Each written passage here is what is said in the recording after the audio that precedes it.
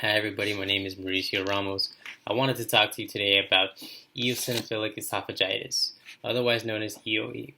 So I want you to first think about a time where you may have gotten food stuck in your throat while you're eating. You may be talking to some friends, you got a joke going on, and it just kind of lodges in there. It's really uncomfortable, kind of hurts sometimes. Well, those with EOE happen to experience this on a daily basis. And so I wanted to explain the importance of what EOE is so you can understand that. So some various symptoms of EOE can begin, as at a very young age. So those obviously who are very young, babies for instance, they can't speak. So they're not going to be able to communicate what's going on in their bodies, what hurts. They can't tell you exactly what's going on. So due to this, we can kind of see a progression of symptoms in the life cycle. So again, as babies, you might see a lot of vomiting. They might have a lot of difficulty eating, which can relate to a no net gain as far as weight goes. So they're not going to be in their weight class as they should. They're not going to be growing as fast as they should. They're going to be ending up kind of struggling with this, unable to speak about what's going on by themselves. And as a parent, they're probably going to pick up on that. However, they can't identify what's going on. And taking the baby to a pediatrician or a pediatric doctor might not even answer the question, because a lot of times they'll be told, you might be a new mother or you might be a new father or parent, and these are the things that babies do. Later in life, as the baby can learn to talk, the baby will be able to communicate how they feel. Their tummy hurts, or their throat hurts, and they might have heartburn, and it can also lead to constipation too, which is something you'll notice as they grow up. Adults will tend to notice another symptom known as dysphagia. So that's going to be a difficulty with swallowing, and due to this, obviously people don't want to eat certain foods, and so it's not a good nutrition, overall. Kind of projection from there.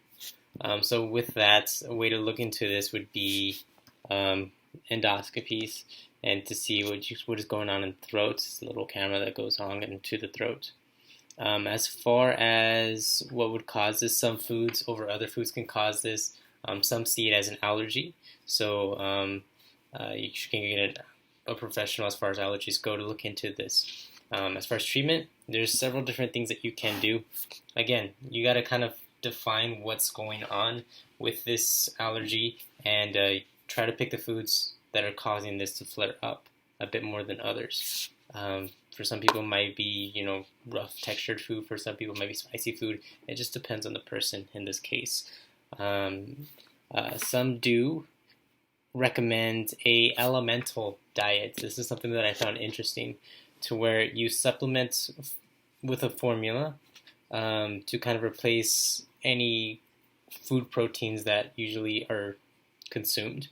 And then after that happens for a period of time, the person goes to get an endoscopy, and then they see what's going on, so they can identify where the root cause areas are. Another treatment that that was more of a intervention, or more of a examination. Whereas another intervention would be topical steroids. Some are used to, help those asthmatics. Whereas this, same type of steroid would be, stirred into a solution and then swallowed. This would coat the inflamed area of the throat, so it doesn't flare up as much. It's not as painful. Now, this disease can require an array of very different health professionals in their own respective fields to kind of go ahead and help this patient who is struggling with this disease. And again, this is something that's lifelong, and so the person basically needs to learn what foods they can have, what foods they can't have, and kind of adapt, to do what they want to do. They can still enjoy their lives, they can still, do those fun activities, but they need to kind of adapt and learn what they need to do in order to get to that point.